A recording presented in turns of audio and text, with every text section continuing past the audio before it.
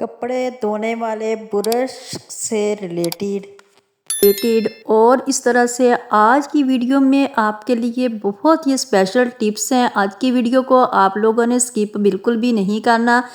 आज की वीडियो में आप लोगों के लिए छोटे छोटे हैक्स और ऐसे आइडियाज़ हैं जो आपकी ज़िंदगी को आसान कर देंगे, बल्कि आसान से आसान नहीं और आपके लाइफस्टाइल को भी चेंज कर देंगे।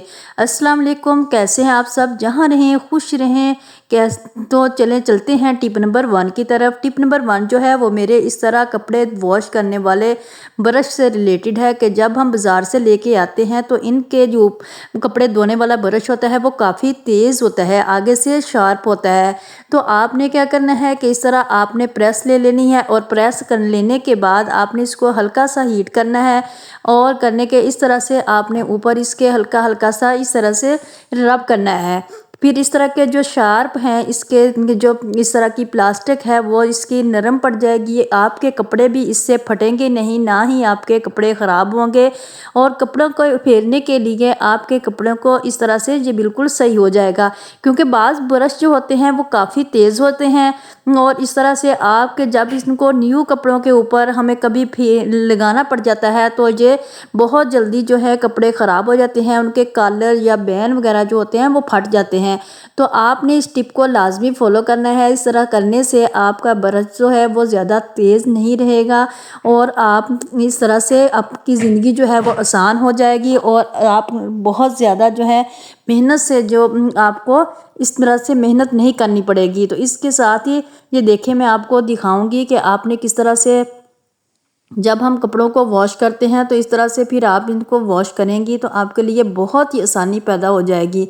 तो आप इस तरह बहुत ज़्यादा आपकी मनी सेविंग भी होगी, टाइम सेविंग भी होगी। ये टिप मेरी आपकी टाइम सेविंग, मनी सेविंग और आपकी इस तरह की से रिलेटेड है, जिससे आपकी ज़िंदगी जो है वो आसान हो जाएगी। इससे आपके कपड़ों की बचत होगी, तो आपकी हज़ारों रुपए की बचत होगी। आपने इस तरह से कपड़ों को ख़राब होने से बचाना है, क्योंकि जब भी हम ब्रश को कपड़ों के ऊपर रगड़ते हैं तो इस तरह से इसके ऊपर जो बर्फ वगैरह हैं वो निकल आते हैं, इनके दागे निकल आते हैं। तो अगर ब्रश शार्प होगा तो फिर ही निकलेंगे। आपने ब्रश को इसी तरह से आगे से ठीक करना है और करने के बाद फिर आप इसके ऊपर नेल पेंट भी लगा सकते हैं, लेकिन मैंने इसके ऊपर नेल पेंट नहीं लगाई। तो आप लगा सकते हैं, अगर आपका दिल करे तो आप लगा सकते हैं, ना करे तो नहीं लगा सकते।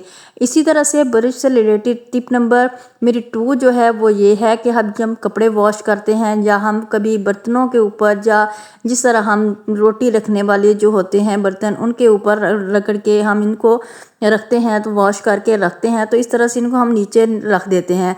फिर इनमें ज़रा जो पानी होता है वो नीचे नहीं निकलता और इनसे स्मेल सी आना स्टार्ट हो जाती है। आपने इस तरह क्लॉथ क्लिप ले लेने हैं और 4 क्लॉथ क्लिप लेने के बाद इस तरह लगा देना है। फिर आपने इनको इस तरह से रख देना है। फिर जब गंदा भी नहीं होगा, इन पे डस्ट वगैरह भी नहीं पड़ेगी। जब यह खुश्क हो जाए आपने उठा कर इसको ऊपर रख देना है।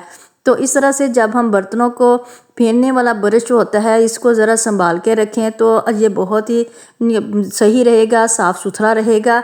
तो आपने कपड़ों वाला ब्रश जो है वो लहदा रखना है, बर्तनों वाला लहदा रखना है, क्योंकि इस तरह से कपड़ों के जो होते हैं वो जर्म्स वगैरह लगे होते हैं, पसीने के, दाग धब्बों के, तो इसको ज़रा एहतियात करनी है। टिप नंबर 2 जो है वो मेरी इस तरह चीनी से रिलेटेड है। नमक हो, चीनी हो, कोई भी चीज़ हो, तो सर्दियों में इस तरह से इसमें सीलन वगैरह आ जाती है, जो नमी पकड़ लेती है। तो आपके साथ ऐसी टिप शेयर करूंगी जो आपके लिए बहुत ही फ़ायदेमंद होगी। आपने क्या करना है कि इस तरह से जब भी आप चीनी लेके आएँ इसको जिस भी कंटेनर में डालें तो इस तरह की कोई भी मिट्टी की चीज़ ले लें, क्योंकि छोटी सी ले लें। आप इस तरह की प्लेट ले लें या कोई आपके पास दिया वगैरह है, साफ़ सुथरा हो वो, तो आपने गंदा नहीं लेना या मिट्टी से भरा हुआ ना हो, आपने इसको साफ़ सुथरा लेना है। तो इसको लेने के बाद आपने उस चीज़ के अंदर इसको दरमियान में रख देना है, जिस तरह मैं आपको वीडियो में करके दिखा रही हूँ इसी तरह आपने इसमें रख देना है। तो इस तरह से ये चीनी जो है हमारी, इसमें नमी बिल्कुल भी नहीं आएगी, हमारी चीनी बिल्कुल खुश्क रहेगी। इसी तरह आप नमक के अंदर भी रख सकते हैं, नमक भी आपका बिल्कुल फ्रेश रहेगा, नमक भी जो है इसमें नमी नहीं आएगी। तो आपने कोई मिट्टी वाली ही चीज़ इस तरह से रखनी है। उम्मीद करती हूँ आपको मेरी टिप भी बहुत पसंद आई होगी। टिप नंबर मेरी 3 जो है वो इस तरह कैंची से रिलेटेड है कि जब बच्चे छोटे घर में हों तो इनसे कैंची की एहतियात तो करनी ही पड़ती है। आपने क्या करना है कि जब इस तरह के मार्कर या पेन के कवर हमारे घर में होते हैं, आपने कैंची को इस तरह से आगे इसके ऊपर लगा देना है, तो इस तरह से कैंची को लॉक लग जाएगा और कैंची कभी बच्चों से नहीं खुलेगी। अगर बच्चों से खुल जाए तो फिर उनके लिए बहुत ज़्यादा नुकसान जो है नुकसान बन होता है, क्योंकि अगर बच्चों के मुंह में लग जाए या आँख में लग जाए तो फिर इससे उनको बहुत ज़्यादा नुकसान उठाना पड़ता है। तो आपने इस तरह पेन का या आपने मार्कर का कवर ऊपर दे देना है। इस तरह से कैंची को जो है वो लॉक लग जाता है, कैंची बच्चों से बिल्कुल भी नहीं खुलेगी। तो उम्मीद करती हूँ आपको मेरी ये टिप भी बहुत पसंद आई होगी। टिप नंबर 4 जो है वो मेरी इस तरह का साबुन जिससे रिलेटेड है, कपड़े वॉश करने वाले साबुन से रिलेटेड है कि जब भी हम कपड़े वॉश करने वाला साबुन लेके आते हैं तो वो तरह तरह का होता है। कोई जल्दी जो है वो नरम हो जाता है, यानी वो मेल्ट हो जाता है, और कोई जो है वो ज़रा जल्दी नहीं होता। तो जो ज़रा जल्दी मेल्ट होने वाला हो तो आपने उसको क्या करना है, इस तरह एक सोक ले लेनी है और इसके अंदर आपने साबुन को डाल लेना है। सोक को भी आपने गीला कर लेना है। गीला करने के बाद आपने इसमें साबुन को डाल लेना है और ऊपर से नोट लगा देनी है।